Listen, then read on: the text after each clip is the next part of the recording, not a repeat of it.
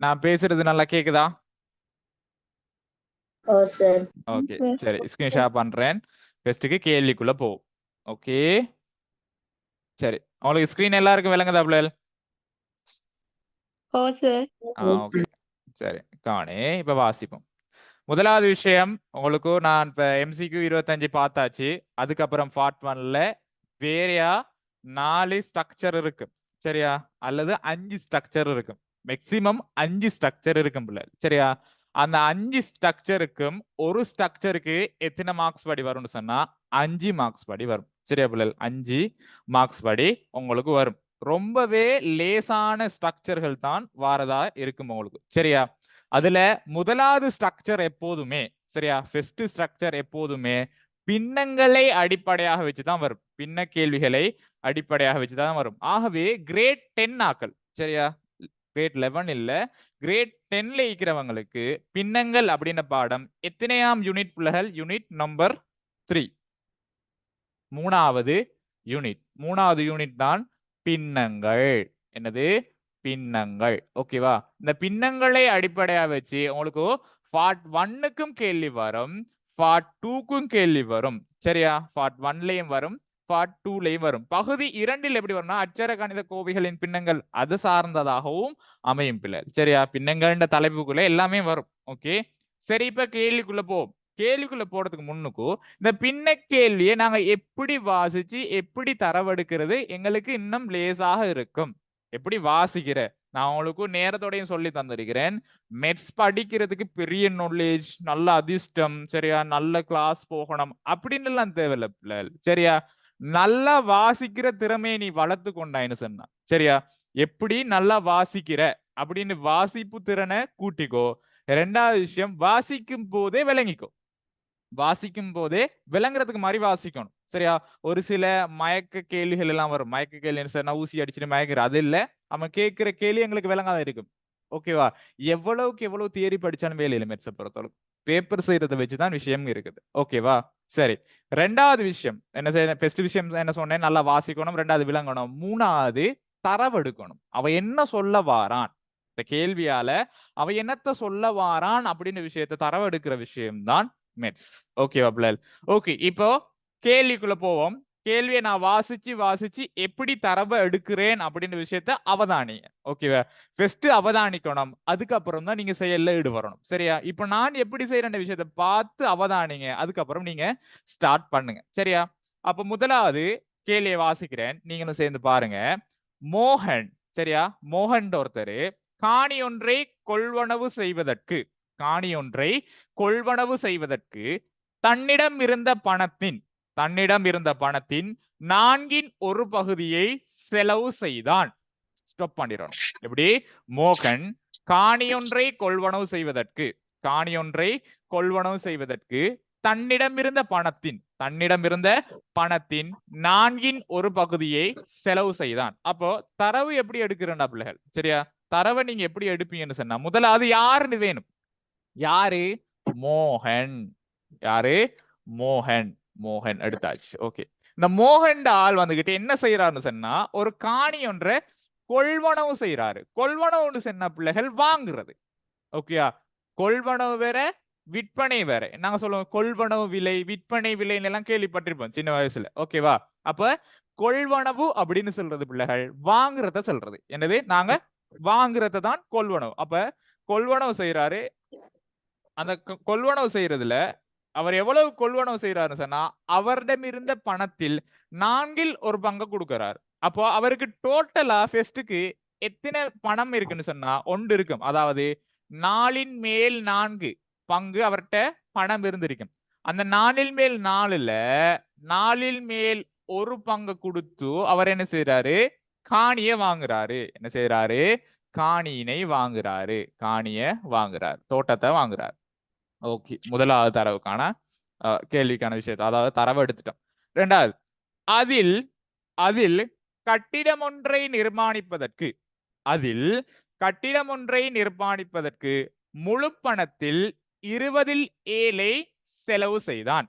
இப்போ அந்த காணியை வாங்கி போட்டு சரியா, ஃபர்ஸ்ட்டுக்கு 4 ஒரு பங்கு கொடுத்து காணியை வாங்கியாச்சு. திருப்பி என்ன செய்யறாரு? அந்த காணில ஏதோ ஒரு கட்டிடம் ஒன்றை கட்ட போறாரு. வீடு உண்டோ இல்லாட்டி ஏதோ ஸ்டோர் உண்டோ எதையோ உண்டோ கட்ட போறாரு. அப்ப அந்த கட்டுறதுக்கு அவர மொத்த பணத்துல அவர் நல்லா நல்லா கவனிங்க, இங்க பாருங்க, அதில் கட்டிடம் ஒன்றை நிர்மாணிப்பதற்கு முழு பணத்தில் பெஸ்டுக்கே வர அளவுக்கு முழு பணத்தில் 20 பிரிச்சு 7 பங்கு 20 பிரிச்சு 7 பங்கு கொடுக்குறாரு. இது என்னத்துக்கு பிள்ளைகள் கொடுக்குறாங்க? கட்டிடம் ஒன்றை கட்டுவதற்கு. சரியா? கட்டிடம்னு நான் நார்மலா எழுதி கொள்றேன். கட்டிடம். ஓகே, பிரச்சனை ஒன்று இல்லை. கட்டிடம் ஓகே. கட்டிடம் ஒன்றை நிர்மாணிப்பதற்கு முழு பணத்தில் 20ல் 7 செலவு செய்தான். ஓகே, இப்போ இது தந்த தரவை நாங்க குறிச்சிருக்கிறோம். முழு பணம் வந்துகிட்டு 4 மேல் 4, அந்த 4 மேல் 4ல 4 பிரிச்சு ஒரு பங்கு காணிக்கும், 20 பிரிச்சு, அதாவது அதே 4 மேல் 4ல 20 பிரிச்சு 7 பங்கா கட்டிடத்துக்கும் கொடுக்காங்க. ஃபர்ஸ்ட் கேள்வியே பார்ப்போம், பார்த்துட்டு நான் ஸ்கிரீனை கட் பண்றேன். ஃபர்ஸ்ட் கேள்வி கேட்கிறான், காணியை கொள்வனவு செய்வதற்கும் என்னையாம் காணியை வாங்குறதுக்கும் கட்டிடத்தை நிர்மாணிப்பதற்கும் செலவு செய்த பணத்தை முழு பணத்தின் பின்னமாக தருக. ஓகே, நான் ஸ்கிரீனை கட் பண்றேன், பாருங்க பிள்ளையாரு, பாருங்கடா. ஓகே, ஃபர்ஸ்ட்டுக்கு இதுதான் தரவு. என்ன தரவுன்னு சொன்னா, மோகன் அப்படின்னு ஒருத்தர் இருக்கிறான் பிள்ளை. அந்த மோகன்டவர்கிட்ட கொஞ்சம் சல்லி இருக்குது. எவ்வளோன்னு தெரியாது, X ரூபாய்ன்னு வச்சுக்கோம். X ரூபாய். ஓகே, X ரூபாய். சரியா? எக்ஸ்ன்ற பணம் ஒன்று இருக்குது. சரியா? அந்த பணத்துல சரியா அவரு 2 விஷயம் வாங்குறாரு. ஒன்று காணியை வாங்குறாரு, வாங்கி அதே காணியில ஒரு கட்டிடம் ஒன்றை நிர்மாணிக்கிறாரு. அப்போ ஃபர்ஸ்ட்டுக்கு அவர்கிட்ட எவ்வளோன்னு தெரியல, எவ்வளவு இருக்குன்னு தெரியல. பட் அவர்கிட்ட இருந்த சல்லில 4 பிரிச்சு ஒரு பங்கு காணி வாங்க கொடுக்குறான்னு சொன்னா, அப்ப டோட்டலா எவ்வளவு இருந்திருக்கும்? 4 மேல் 4 தானே, அது முழுமையா தானே ஃபர்ஸ்ட்டுக்கு இருந்திருக்கும்.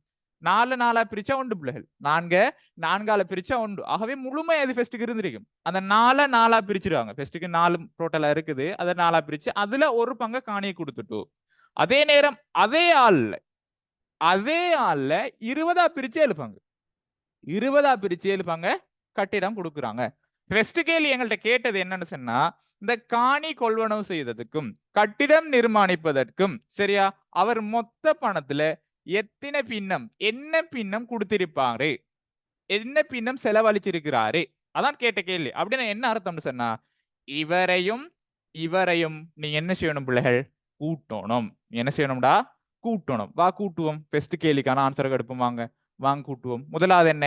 4 பிரிச்சு ஒரு பங்கு 4 மேல் 1. ஓகே. ரெண்டாவது விஷயம் விளங்குதா சாஜிதா? ஓகே, ரெண்டாவது 20 பிரிச்சு 7 பங்கு. மைக் ஆஃப் பண்ணிக்கோங்க, புதுசா வராக்கள் மைக் ஆஃப் பண்ணிக்கோங்கம்மா. ஓகே, 20 பிரிச்சு 7 பங்கு. இப்போ இது பின்னத்துல எங்களோட பிள்ளைகளுக்கு நல்லாவே தெரியும், நான் வல்லமையா சொல்ற விஷயம்தான். இத என்னன்னு சொல்லுவாங்க?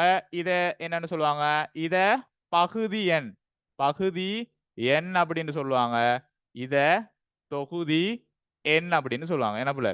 பகுதி எண், தொகுதி எண் 2 பேர் இருப்பாங்க. ஓகேவா? ஓகே, முதலாவது பாகனம் பகுதி எண்கள் பருமனில் சமனாக காணப்பட்டுச்சுன்னு சொன்னா, கீழே இருக்கிறவங்க 2 பேருமே பருமன்களில் சமனாக காணப்பட்டாங்கன்னு சொன்னா, தொகுதி எண்களோட்டோ கூட்டவும் மேலும் கழிச்சோ மேலும், அந்த குறியீட்டுக்கு ஏற்ற மாதிரி கூட்டவும் மேலும் கழிச்சோ மேலும், அப்படி பகுதி எண்கள் இரண்டுமே சமனற்று காணப்பட்டாங்கன்னு சொன்னா, அடுத்த ஸ்டெப் நாங்க என்ன செய்யணும் பிள்ளைகள்? சொல்லுங்கடா. போமசி காணணும்டா. போமசி காணணும். வாங்களே காணும். யார் யாருக்கு போமசி காணணும்? 4க்கும் 20க்கும் போமசி காணணும். 4,20 இவங்க 2 பேருக்கும் நீங்க என்ன செய்ய போறீங்க? பொது மடங்கின் சிறியது போமசி காண போறீங்க. வாங்க காணுவோம். வாங்களே காணுவோம். ஓகே, ஃபர்ஸ்ட்க்கு என்ன செய்யணும்? இவங்க 2 பேரையும் பார்க்கணும். இந்த 2 பேர்ல ஒரு ஆளை சரி, இங்க 2 பேர்ல ஒரு ஆளை சரி எங்களால 2 பிரிச்ச இயலுமா? அப்படிமா? இப்ப 2 எண்களையும் பார்க்கணும். இந்த 2 பேர்ல அட்லீஸ்ட் ஒரு ஆள், அது சரியா, அட்லீஸ்ட் ஒரு ஆளாவது 2 பிரிச்ச இயலுமான்னு பாத்தீங்கன்னு சொன்னா, பிரிச்சலாமே. எது? 4ஐயும் பிரிச்சலாம், 20ஐயும் பிரிச்சலாம், எந்த அப்செட்டும் இல்லை. ஓகே, 4 2 பிரிச்சோம்னு சொன்னா, 4 2 பிரிச்சோம்னா எங்களோட பிள்ளைகளுக்கு நல்லாவே தெரியும் எத்தனைடா வரும்? 2 வரும். என்னடா வரும்? 2. Very good, 2. அதே நேரம் 20 20 2 பிரிச்சா எத்தனைடா வரும்? சொல்லுங்கடா. 10 வெரி குட் 10 வரும் என்னடா ஓகே திரும்பி பார்க்கணும் இவங்க ரெண்டு பேர்ல ஒருத்தர் சரி அட்லீஸ்ட் 2ஆல பிரிச்சு 7 பாத்தீங்கன்னு சொன்னா ஓ 2 பேரையும் பிரிச்சலாம் 2ஐயும் பிரிச்சலாம் 10ஐயும் பிரிச்சலாம் 2ஐயும் பிரிச்சலாம் 10ஐயும் பிரிச்சலாம் வாங்கடா பிரிப்போம் 2 பிரிச்சோம்னு சொன்னா எத்தனைடா வரும்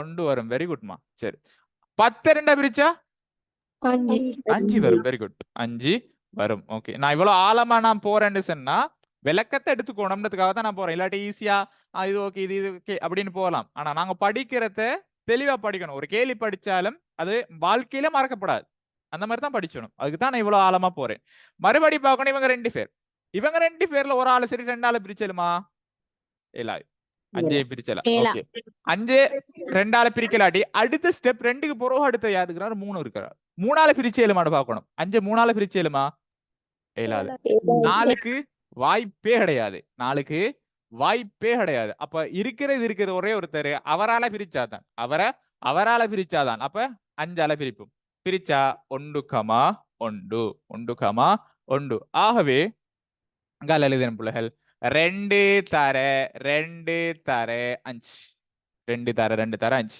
இப்ப வாங்க பெருக்குவோம் சரியா போவோம் 2 4 5 20 ஆகவே 4க்கும் 20க்கும் பொமசி என்ன 4க்கும் 20க்கும் பொமசி பாத்தீங்கன்னு சொன்னா 20 வரும் 4க்கும் 20க்கும் பொமசி 20 சகைய போட்டுட்டு இப்ப அடுத்த ஸ்டெப் நெக்ஸ்ட் ஸ்டெப் பாத்தீங்கன்னு சொன்னா பகுதி எண்களை பாருங்க பிள்ளைகள் பகுதி எண்களை பாத்தீங்கன்னா புதுசா ஜாயின் பண்றவங்க மைக் ஆஃப் பண்ணிக்கோங்கடா சரியா பகுதி எண்களை பாத்தீங்கன்னா இங்க 20 இங்கேயும் இருக்குது 20 அப்ப எங்களுக்கு எந்த இஷ்யூமே இல்லை எந்த பிரச்சனையுமே இல்லை அதனால மேலே இருக்கிற தொகுதி என்ன அப்படியே போட்டுருங்க எந்த விளக்கமும் இல்லை ஓகே இங்க 4 இங்க 20 இங்க 4 இங்க 20 பிரச்சனை ஒன்று இருக்குது இந்த 4 நான் 20ஆக மாத்தணும் இந்த 4 நான் 20ஆ மாத்தணும்னு சொன்னா நான் எத்தனையால பெருக்கின பிள்ளைகள் 4 20ஆ மாத்தலாம் 5ஆல வெரி குட் 5ஆல அதே மாதிரி நான் கீழே எதால பெருக்கிறோனோ அதே ஆல மேலால பெருக்கணும் சரியா பிள்ளைகள் 5 4 20 5 5 இப்போ ஆன்சர் எடுப்போம் பகுதி எண்ணும் இருக்குது தொகுதி எண்ணும் இருக்குது ஆன்சரை சிம்பிளா எடுக்கலாம் 20 5ஐயும் 7ஐயும் கூட்டினா 12 ஓகே 12 சரி இப்ப அடுத்த கேள்விக்கு போவாங்க ஸ்கிரீனை காட்டுறேன் பாருங்கடா ஓகே ஸ்கிரீன் விளங்குதா விளங்குதா ஓகே சரி அடுத்த கேள்வி நீ ஸ்கிரீனை பாரு நான் பேப்பர் பாக்குறேன் சரி அடுத்த கேள்வி காணியை கொள்வனவு செய்து சரியா காணியை கொள்வனவு செய்து கட்டிடத்தை நிர்மாணித்த பின் மீதி பணத்தின் காணியையும் கொள்வனவு செஞ்சுட்டாரு கட்டிடத்தையும் நிர்மாணிச்சிட்டாரு ஓகேவா மீதி பணத்தின் 4ல் ஒரு பகுதியை வியாபார நடவடிக்கைகளுக்காக இப்போ அடுத்த விஷயம் மீதி பணத்தை கண்டுபிடிக்கணும் முதலாவது விஷயம் பிள்ளைகள் ஓகேவா ஃபர்ஸ்ட் விஷயம் மீதி பணத்தை கண்டுபிடிக்கணும் மீதி ஓகே மீதியை கண்டுபிடிப்போம் ஓகே அதுக்கப்புறம் என்னையாம் அந்த மீதியில ரெண்டாவது விஷயம் அந்த மீதி பணத்துல 4ஆ பிரிச்சு ஒரு பங்கு 4ஆ பிரிச்சு ஒரு பங்கை வியாபார நடவடிக்கை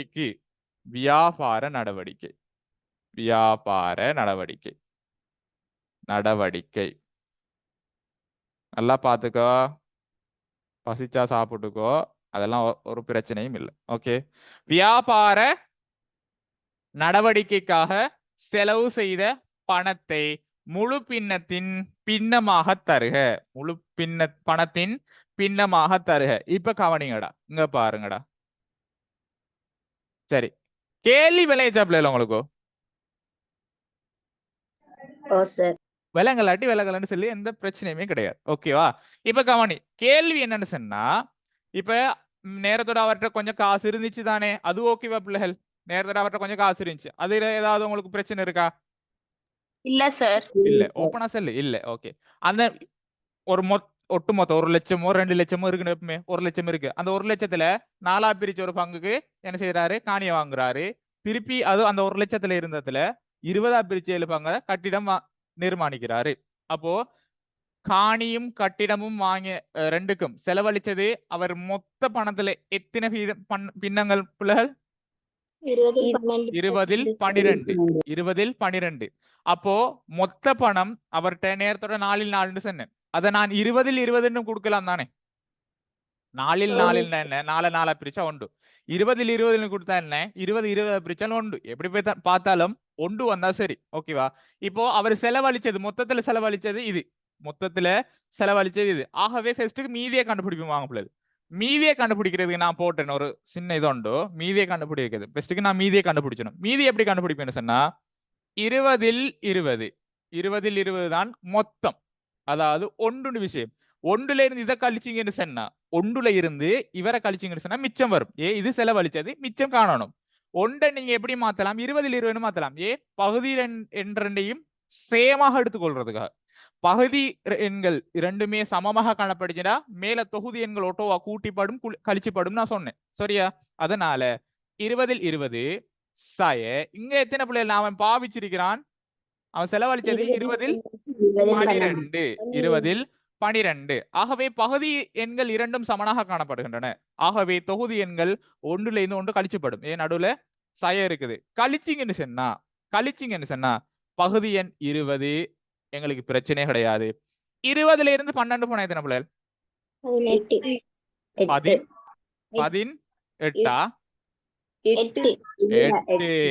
8 இப்போ இந்த 20 மேல் 8 விஷயம் என்னடா பிள்ளைகள் மீதி அதாவது இது ரெண்டுக்கும் செலவழிச்சிட்டு மீதி இப்போ அவன் கேட்ட கேள்வி என்னன்னு சொன்னா இந்த மீதி இருக்குதானே 20 மீதி இருக்குதானே அந்த மீதியில 4 பிரிச்சு ஒரு பங்க வியாபார நோக்கு ஒரு நடவடிக்கைக்காக அவன் செலவழிக்கிறானாம் எப்படிடா இந்த மீதி இருக்குதானே இந்த மீதியில 4 பிரிச்சு ஒரு பங்கு 4 பிரிச்சு ஒரு பங்கு அவன் என்ன செய்யறானாம் வியாபாரத்துக்கு செலவழிச்சிறான் அப்போ வாங்க வியாபாரத்துக்கு செலவழிச்சதை காணும் இப்ப வியாபாரத்துக்கு செலவழிக்கிறத எப்படி நீங்க காண போறீங்கன்னா முதலாவது மீதி எடுங்க 20 அதை 4 பிரிச்சு ஒரு பங்கு அதை 4 பிரிச்சு ஒரு பங்கு கண்டிங்கன்னு சொன்னா வரும் இப்ப வாங்க தர அப்படின்னு இருந்தா நீங்க சுருக்கலாம் சிம்பிளா சுருக்க ஏலும் சுருக்கிற எப்படின்னு பாத்தீங்கன்னா சொன்ன பிள்ளைகள் கவனி இப்போ முதலாவது மேலையும் கீழையும் பார் மேலையும் கீழையும் பார்த்து 2ஆல சுருக்க ஏழுமான்னு பாத்தீங்கன்னா எங்களுக்கு சுருக்க ஏழும் இவரை 2 பிரிச்சா 4 இவரை 2 பிரிச்சா 10 மேல 2 பிரிச்சா 4 கீழே 2 பிரிச்சா 10 அது பிறகு இவரை இன்னும் 2 பிரிக்கணும் அதை விட லேசு இதை 4 பிரிச்சா 1 இவரை 4 பிரிச்சா 1 4 பிரிச்சா 1 இங்க 4 பிரிச்சா 1 இங்க 4 பிரிச்சா 1 ஆகவே ஆன்சர் என்னடா வரும் இந்த 10 இந்த 1 ஆகவே 1 கீழ் 10 இந்த 1 கீழ் 10 சொன்ன விஷயம் என்னடா பிள்ளைகள் சொல்லுங்கடா வியாபார நடவடிக்கைகளுக்காக அவரு செலவு செய்தது பாப்போம் அடுத்த கேள்வி என்னன்னு சரி வாங்கடா பாப்போம் ஓகே 3வது கேள்வி சரியா ஃபர்ஸ்ட் கேள்வி கண்டுபிடிச்சிட்டோம் 2வது கேள்வியையும் ஆன்சர் எடுத்துட்டோம் 2வதுக்கான ஆன்சரையும் எடுத்துட்டோம் 2வதுக்கான ஆன்சரையும் எடுத்தாச்சு சரி 3வது கேள்வியை வாசிங்க பாப்போம் மேலே செலவுகளின் பின் மீதி பணம் ரூபாய் 2,40,000 எனின் மேலே செலவுகளின் பின் மீதி பணம் ரூபாய் 2,40,000 எனின் மோகனிடம் இருந்த மொத்த பணத்தொகையை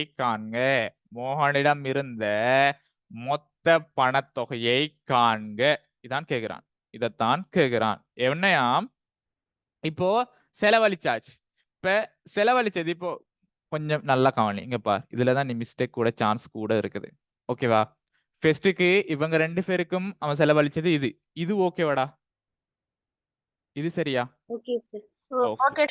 ஓகே மறுபடி அவன் வியாபாரத்துக்காக செலவழிச்சது மொத்த பணத்துல இது ஓகேவா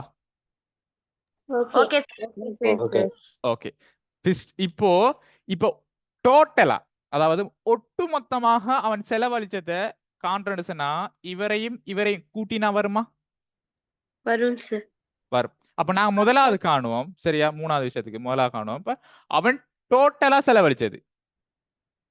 செலவழிச்சது காண்டா 10 மேல் ஒன்றும் 10 மேல் ஒன்றையும் சரியா 20 மேல் 12 20 மேல் 12 இவங்க ரெண்டு பேரையும் கூட்டின வரும் தானே. ஓகே, இவங்க ரெண்டு பேருக்கும் போமஸ் நீங்க பாத்தீங்கன்னு சொன்னா 20 வருமா? ஆமா சார். அது எங்கட பிள்ளைகளுக்கு நல்லா ஓப்பனா விளங்கும். சக இவர் இங்க 20ன்னா மேல 12, அது எந்த பிரச்சனையும் கிடையாது. இவரை நான் 20 மாத்தணும்னா நான் எத்தனை ஆள பெருக்கணும் பிள்ளைகள்? 2 ஆளு. 2 ஆளு. அதே மாதிரி மேலையும் 2 ஆளு. 2 2. இப்ப டோட்டலா கூட்டுங்க, வாங்க கூட்டுவோம். கூட்டினா 20 மேல் 14 20 மேல் 14 சரிதானே. 20 மேல் 14. இந்த 20 மேல் 14 அப்படின்ற விஷயம் என்ன பிள்ளைகள், அவன் மொத்த பணத்துல ஃபுல்லா செலவு செய்தது. மொத்த பணத்துல அவன் எல்லாத்துக்கும் செலவு செய்தது 20 மேல் 14டா.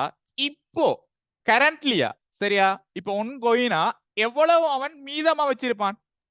6. 20ல் 6. Very good. இப்போ மீதியா இருக்கிறது எவ்வளவு சொன்னா 20 மேல் 6 20 மேல் 6 விஷயம் மிச்சமா இருக்கு. இப்ப கேள்விக்குள்ள நான் வாசிக்கிறேன், அந்த கேள்வி வாசிக்கிறேன் பாரு.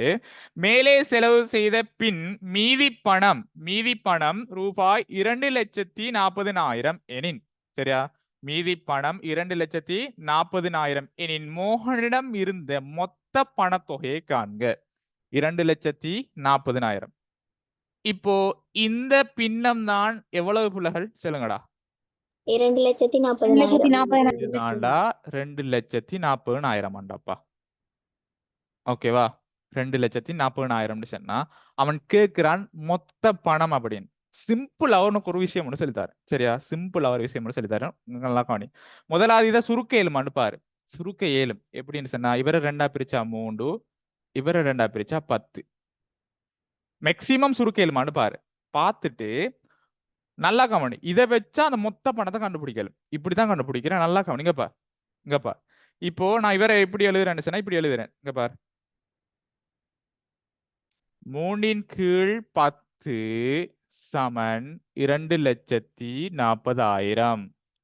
இது ஓகேவா? இது விளங்குதா உனக்கு? விளங்கு. சிம்பிளான ஒரு மெத்தட் ஒன்று சொல்றேன், நல்லா கவனி. இங்க பாரு. இந்த 3க்கு 3க்கு ஒன்று தரைய போட்டுக்கோ.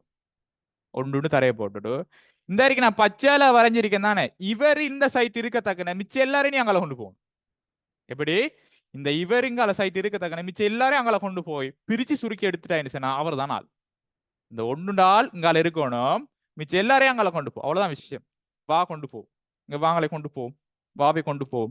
10 பிரிச்சுட்டு இருக்குது, அங்கே போனா பெருக்கப்படும். 2,40,000 தர 10 மேல 3 ஒன்றோட பெருக்கிட்டு இருக்குது, இங்கெல்லாம் வந்தா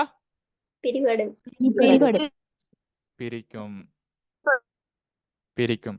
இப்ப வா சுருக்கி பாப்போம், வாவை சுருக்கி பாப்போம். 3 பிரிச்சா 1. 24க்குள்ள 3 எத்தனை புள்ளல் இருக்குது? 8 இருக்குது. எத்தனைடா? 8 இருக்குது. இப்போ அடுத்த ஒரு விஷயம், அடுத்த நல்ல விஷயம், இதுல எத்தனை சைபர் இருக்குன்னு பாரு. 1 2 3 4 5 5 சைபர் அழிக்கோ. 1 2 3 4 5 8 தர 1 8. எவ்வளவு புள்ளி இப்ப இருக்குது அவர்கிட்ட? 8 லட்சம். அப்ப அவர்கிட்ட ஆரம்பத்துல எவ்வளவு இருந்திருக்கும்? 8 லட்சம். 8 லட்சம் ரூபாய் இருந்திருக்கும். அவர்கிட்ட எவ்வளவு பிள்ளைகள் இருந்திருக்கும்? என்னோட பிள்ளைகளுக்கு இப்ப நல்லா தெரியும். 8 லட்சம் இருந்திருக்கும். 8 லட்சம் இருந்திருக்கும். 1 2 3 4 5 8 லட்சம் இருந்திருக்கும். ஓகே, மொத்த பணத்தொகையை நாங்க கண்டுட்டோம். சரியா, இப்ப அடுத்த கேள்விக்கு போவோம், வாங்கடா. எங்களோட பிள்ளைகளுக்கு விளங்குதா? ஓகே, விளங்கலாட்டி கேட்கணுமே, பயப்பட வேணாம். சரி, மோகன் வியாபாரத்திற்கு முதலீடு செய்த பணத்தொகையை காண்க. என்னையாம்? மோகன் வியாபாரத்திற்கு முதலீடு செய்த பணத்தொகையை காண்க அப்படின்னு கேக்குறான். எங்கட பிள்ளைகளுக்கு கேள்வி விளையுச்சா? ஆமா சார். என்ன கேள்வி?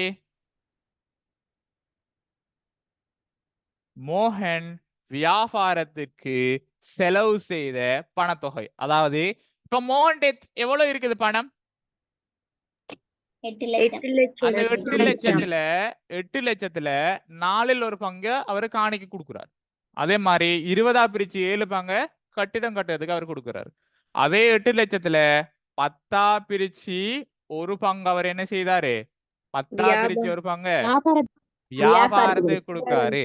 வியாபாரத்துக்கு கொடுக்காரு அப்படின்னு சொன்னா உனக்கு என்ன ஐடியா வரணும்? அது அப்படின்னு என்ன ஐடியா வரும்? இந்த 8 லட்சத்தை 10ஆ பிரிச்சு 8 லட்சத்தை 10ஆ பிரிச்சு ஒரு பங்கு தானே அவர் வியாபாரத்துக்கு கொடுக்குறாரு. ஒரு பங்கு இது நிஷா வீடியோ பண்ணுங்க. சரியா? 10ஆ பிரிச்சு ஒரு பங்கத்தான் அவர் என்ன செய்யறாரு? வியாபாரத்துக்கு கொடுக்குறாரு. அப்ப சிம்பிளா என்ன செய்யலாம்? வீடியோ பண்ணுங்கம்மா.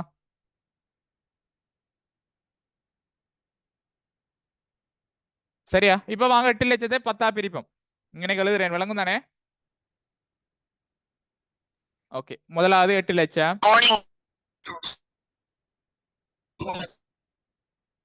1 2 3 4 5. மைக் ஆஃப் பண்ணிக்கோங்க. மைக் ஆஃப் பண்ணிக்கோங்க.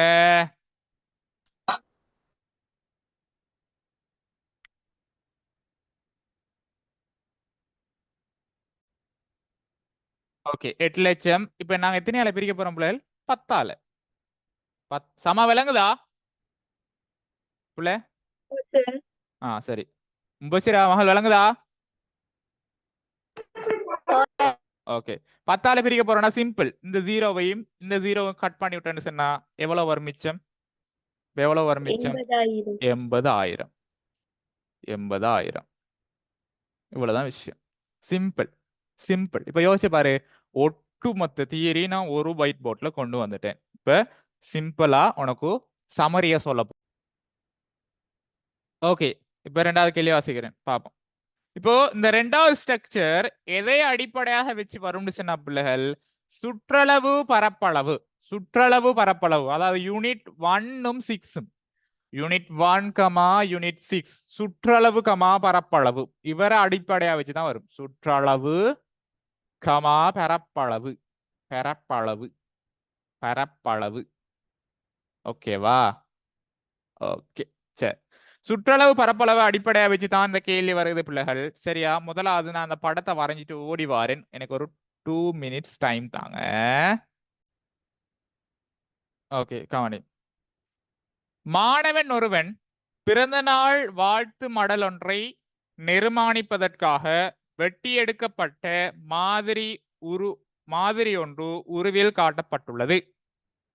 அது ஒரே அளவான 7 சென்டிமீட்டர் ஆரையுடைய 2 ஆரை சிறைகளையும் ஒரு செவ்வகத்தையும் கொண்டதாகும். செவ்வகத்தை கொண்டதாகும். முதல் கேள்வி, ஏஇ வில்லின் நீளத்தை காண்க. முதலாவது கேட்கிறான், ஏஇ வில்லின் நீளத்தை காண்க. ஏஇ யாது அப்படின்னு கேட்கிறான். ஏஇ என்ன அப்படின்னு கேட்கிறான். சரியா? இப்ப கவனிங்கடா.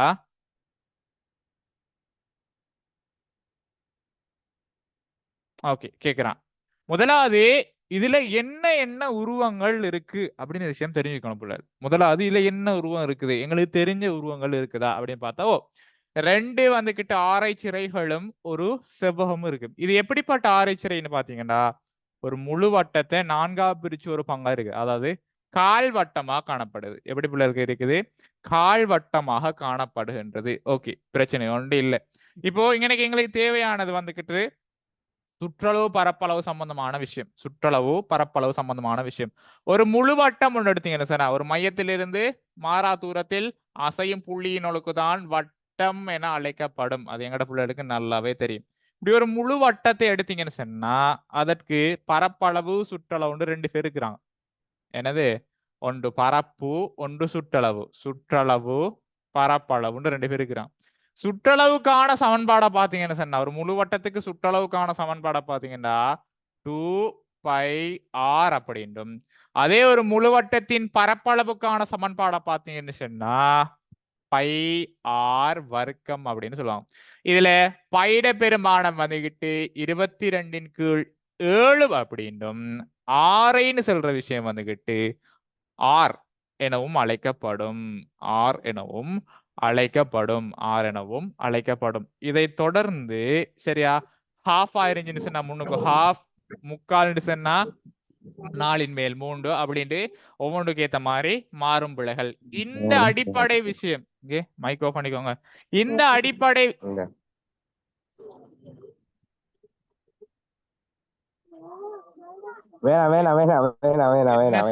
என்ன சார் மைக் ஆஃப் பண்ணுங்க. ஓகே, இப்போ இவரை அடிப்படையா வச்சு நாங்க இந்த கேள்வியை ஸ்டார்ட் பண்ணுவோம் பிள்ளைகள். ஓகே, முதல் கேள்வி கேட்கிறான் ஏஇ நீளம், அதாவது இவர நீளத்துக்கு கேட்கிறான். இவர நீளம் தேவைன்னு சொன்னா முதலாவது இது எப்படிப்பட்ட வட்டம்னு தெரியணும். எப்படிப்பட்ட வட்டம்? ஒரு கால் வட்டமாக காணப்படுகிறது. ஒரு கால் வட்டம்னு சொன்னா ஒரு முழுச 4ஆ பிரிச்சு ஒரு பங்கு தானே கால். ஒரு முழு வட்டத்தை 4ஆ பிரிச்சு ஒரு பங்கு தான் காலாக காணப்படும். ஆகவே 4ஆ பிரிச்சு ஒரு பங்கு, 4ஆ பிரிச்சு ஒரு பங்கு. இதுல வில்லின் நீளம்னு சொன்னா அது சுற்றளவுக்குள்ள போகுமா பிள்ளைகள், பரப்பளவுக்குள்ள போகுமாடா? சொல்லுங்கடா. சுற்றளவுக்குள்ள போகணும்னு சொன்னா ஒரு முழு வட்டத்தின் சுற்றளவுக்கான சாப்பாடு 2πr. அப்ப அதை போடும். தர 2πr. இப்படிதான் சிம்பிளா ஒரு படி அடுத்த படின்னு போனேன்னு சொன்னா ஸ்டெப் பை ஸ்டெப்பா போனீங்கன்னு சொன்னா நீங்க என்ன செய்யணும், கணக்க புடிச்சு கொள்ளையிலும். ஒத்த அடியில போகணும்னு நினைக்கும் போதுதான் வழுக்கு சருகுப்பட்டு அப்படியே போற. சரியா? மெட்ஸ பொறுத்த அளவுக்கு படிப்படியா போ, ஐடியாவா அப்ப எடுக்கலாம். ஓகேவா? இப்ப பிரதியிடுறதுனா விஷயம் இருக்குது. வாங்க பிரதியிடுவோம். 4ஆ பிரிச்சு ஒரு பங்கு தர 2 தர, சரியா? 2 தர பைட பெருமானங்கிற பிள்ளைகளுக்கு தெரியும் 22/7. 22ஆ பிரிச்சு, சரி 22 7ஆ பிரிச்சா வரும். ஆரைன்னு சொல்றது என்ன பிள்ளைகள்? மையத்திலிருந்து அந்த பரிதி வில்லுக்கான தூரத்தை தான் அரை அப்படின்னு சொல்லுவாங்க. அப்போ மையத்திலிருந்து, இது மையம் எடுத்தீங்கன்னு சொன்னா இதுல இருந்து இதுல பரிதி வில்லுக்கான தூரம் எவ்வளவு பிள்ளைகள் போகுது? 7 சென்டிமீட்டர் போகுதுங்கடா. ஓகே, 7. ஓகே, போட்டா. இப்ப சுருக்க வேண்டியதை சுருக்கி பெருக்க வேண்டியதை பெருக்கினோம்னு சொன்னா எங்களுக்கு ஆன்சர் சிறப்பா வரும். 7ஐயும் 7ஐயும் கேன்சல் பண்ணுவோம், எங்களுக்கு எந்த பிரச்சனையும் கிடையாது. இந்த 2ஐயும் 4ஐயும் கேன்சல் பண்ணா 4 2ஆ பிரிச்சா 2, இந்த 2ஐயும் இந்த 22ஐயும் கேன்சல் பண்ணா 11. ஆகவே 11 சென்டிமீட்டர். 11 சென்டிமீட்டர். அப்ப யோசிங்கடா பிள்ளைகள், இவரு 11 சென்டிமீட்டர் அப்படின்னு சொன்னா இவரு 11 சென்டிமீட்டர்னு சொன்னா இவர இங்கேருந்து இவ்வளவு வரைக்கும் 7ண்டா, இங்கேருந்து இவ்வளவு வரைக்கும் அதுவும் 7 தான். ஓகே, சரியா? இது 7ண்டா, இதுவும் 7 தான். இங்க இருந்து இவ்வளவு வரைக்கும் அப்ப என்ன பிள்ளைகள்? இங்க இந்த மையத்திலிருந்து பரிதி வில்லுக்கான தூரம் 7ண்டா, இங்க இருந்து இவ்வளவு வரைக்கும் 7. அதுவும் இதுவும் 7. இவர் 7 இவர் 7ண்டா, டோட்டல் எவ்வளவு பிள்ளைகள்? 14. சஹானா என்ன சரி டவுட்டா? 14. ஓகே, இப்போ இவரை பார்க்கும்போது இவரை பார்க்கறது ஒண்ணு தானே, ட்வின்ஸ் மாதிரி இருக்கிறான்னு சொன்னா இங்கேருந்து இவ்வளவு வரைக்கும் 11ண்டா, இங்கேருந்து இவ்வளவு வரைக்கும் எவ்வளவு பிள்ளைகள்? 11 சென்டிமீட்டர். 11. Very good. எல்லாம் தெரியும் என்னடா? Okay, 11 centimetre. இப்பவா கூட்டிடுவோம். சரியா? இல்ல, முதலாவது அவன் என்ன கேட்டான்? இந்த வில்ற நீளத்தான் கேட்கிறான். இப்ப நாங்க சும்மா நம்மளா கண்டுபிடிச்சு வைப்போம். இப்ப அடுத்த கேள்விக்குள்ள போவாங்கடா.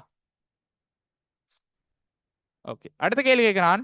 வாழ்த்து மடல் மாதிரியின் பரப்பளவை காண்க. கேட்டாம் பாரு கேள்வி. ஓகே, ரெண்டாவது கேட்கிறான். இப்ப இது ஒரு வாழ்த்து மடல். இந்த வாழ்த்து மடல்ட பரப்பளவு சொன்னா இவரு இவரு இவரு இந்த 3 பேரையும் காணணும். யார் யாரடப்ப காணணும்?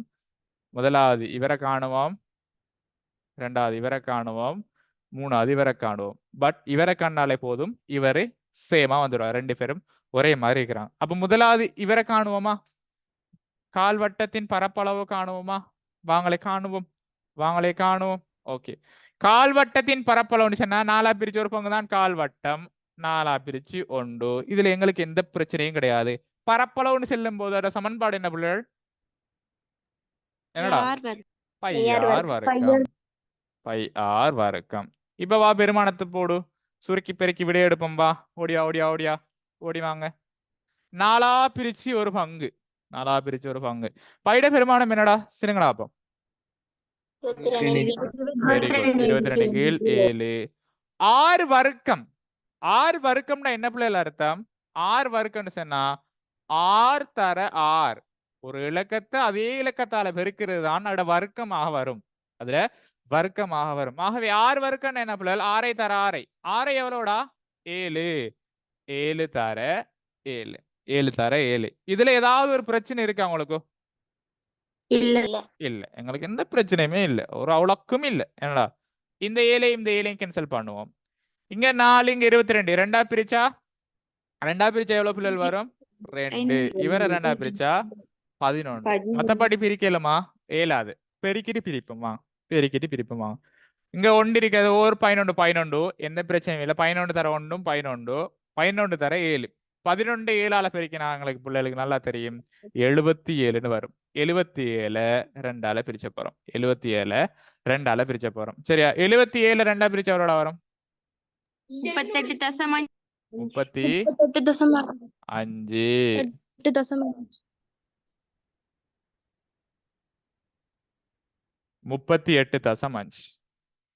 38.5 சென்டிமீட்டர் வர்க்கம். இது என்ன பிள்ளைகள்? இவர்ற ஒரு ஆள்டது. ஒரு ஆள்றது. சரியா பிள்ளைகள்? இப்ப வா இவரதை காணும். எதை? இந்த செவ்வக பரப்பளவு காணப்படும். சரியா? இவர்ல 1 2. ஓகே. செவ்வக பரப்பின் பரப்பளவு. செவ்வக பரப்பு சமன் செவ்வகத்தின் பரப்பளவுக்கான சமன்பாடு எங்கட பிள்ளைகளுக்கு நல்லா தெரியும். நீளம் தர அகலம். நீளத்தையும் அகலத்தையும் பெருக்கி வாரதுதான் செவ்வகத்தின் பரப்பளவாக அமையும். நீளம் எவ்வளவு? 14 சென்டிமீட்டர் தர அகலம் 7 சென்டிமீட்டர். பெருக்கி நான் என்ன ஆன்சர் வரும் பிள்ளைகள்? 14 7ஆல பெருக்க போறீங்க.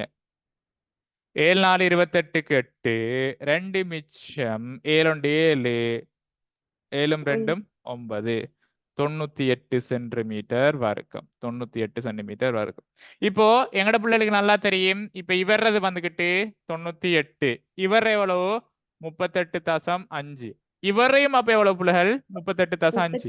38.5 38.5 இவங்க 2 பேரையும் கூட்டினா ஆன்சர் என்ன வரும் பிள்ளைகள்?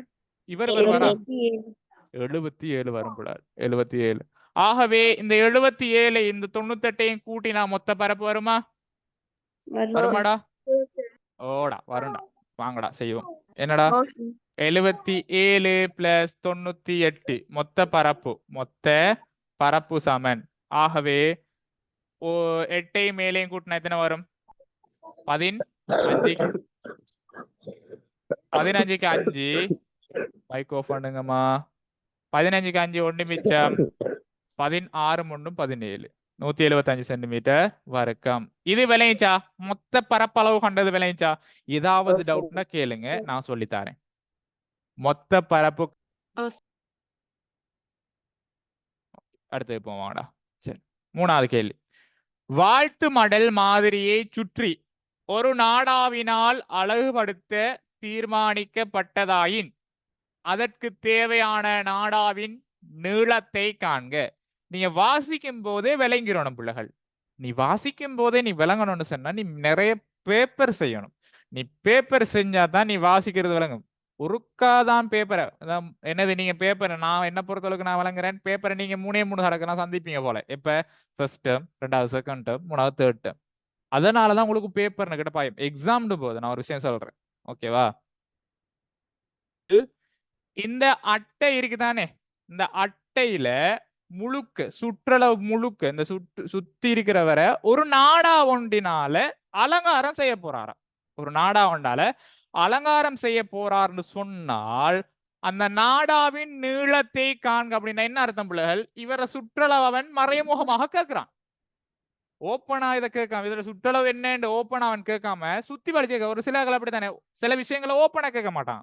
சுத்தி வளைச்சு மாமா சென்ன நம்மட வாப்பா சென்ன அப்படின்னு போகும். அது சரியா? ஓப்பனா கேட்கறல. அந்த மாதிரி இவன் சுற்றளவு என்னன்னு கேட்காம சுத்தி வந்து கேட்கிறான்.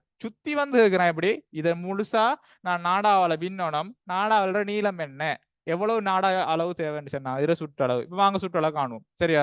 3வது கேள்விக்கு நான் இங்க எழுதுறேன். சரியா பிள்ளைகள்? விலங்கு தானே இடத்துல இல்லைன்னா?